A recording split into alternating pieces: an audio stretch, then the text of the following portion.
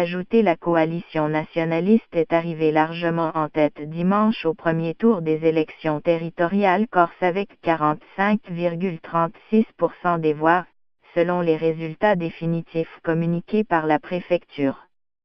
La liste nationaliste PA Corsica, pour la Corse, qui rassemble les autonomistes de Gilles Simeoni et les indépendantistes de Jean-Guy Talamoni, devance celle de la droite régionaliste de Jean-Martin Mondoloni, crédité de 14,97% des voix.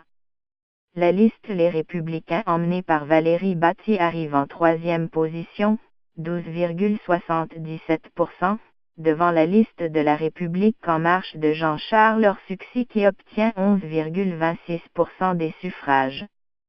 Le petit parti indépendantiste Urinovu, qui obtient un score de 6,69%, ne franchit pas la barre fatidique des 7% nécessaires pour se présenter seul au second tour qui aura lieu le 10 décembre.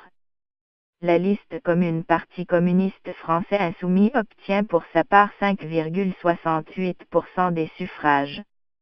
Le Front national ferme la marche avec 3,28%. La participation à 52,17% est en recul par rapport aux dernières élections territoriales de décembre 2015, 59,88%. Les 234 000 électeurs corses étaient appelés dimanche à voter pour choisir les 63 élus d'une nouvelle instance inédite, née de la fusion des deux conseils départementaux et de la collectivité territoriale, région. Les futurs élus de la collectivité territoriale unique, CTU, remplaceront les 30 conseillers départementaux de Haute-Corse, les 22 de Corse du Sud et les 51 élus de la collectivité territoriale de Corse. Ils n'auront qu'un mandat de 3 ans et demi, jusqu'en 2021, date à laquelle les Corses revoteront, comme tous les Français, pour les élections régionales.